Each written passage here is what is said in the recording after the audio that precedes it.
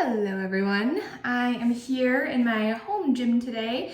As you can see, cardio equipment behind me.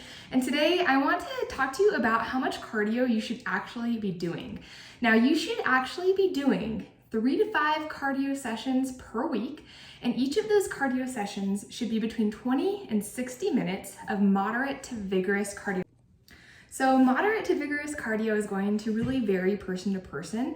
Pretty much moderate cardiovascular activity is going to be about 40 to 60% of your heart rate reserve, and vigorous cardiovascular activity is going to be 60 to 90% of your heart rate reserve. So what is that, you ask? So your heart rate reserve is the difference between your maximum heart rate and your resting heart rate. So your resting heart rate you can actually find just by looking at your Apple Watch. If you wear something like this, you can totally just see what your resting heart rate is on your Apple Watch. Or you can put your fingers on one of your arteries, maybe here at the wrist or up at the jugular, and you can count how many beats your heart actually gives you in a minute, and that's going to be your resting heart rate. Now your maximum heart rate, there's a couple different ways to find this, but the easiest way is to just take the number 220 and subtract your age. Okay, so for me, my maximum heart rate is 187 because I take the number 220 and subtract 33, which is my age. My resting heart rate, which if I just look at my Apple Watch, is 60.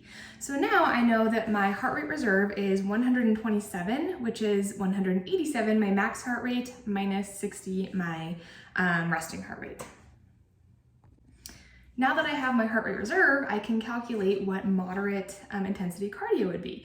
So my heart rate reserve for me is 127, and remember, moderate intensity cardiovascular activity is 40 to 60% of my heart rate reserve. So I basically need to just figure out what's 40% of 127 and what's 60% of 127. Now 40% of 127 is about 50, give or take a few decimal points, and 60% is about 76, give or take a few decimal points.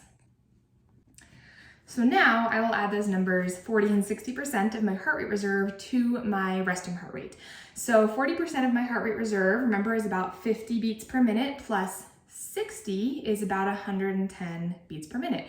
So that's going to be the low end of moderate cardiovascular activity for me personally.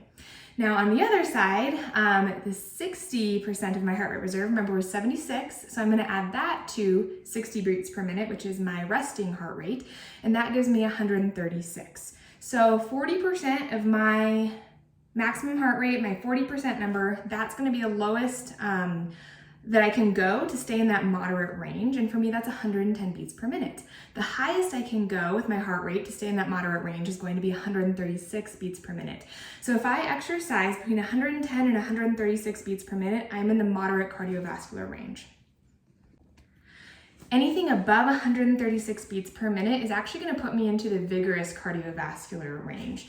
I could go through the numbers with you, but you already saw it once. So you calculate it the same way with your age, your heart rate, your resting heart rate, and you can figure out exactly where your heart rate should be to be in that moderate to vigorous cardiovascular activity range. So I, again, wear an Apple Watch, so I can kind of watch, like when I'm exercising, I'll watch and make sure that I'm staying in that range. I like to have my heart rate, in at least the 130, 135 range, preferably over that to get into the vigorous range, so that I can get the recommended amount of cardiovascular exercise per week.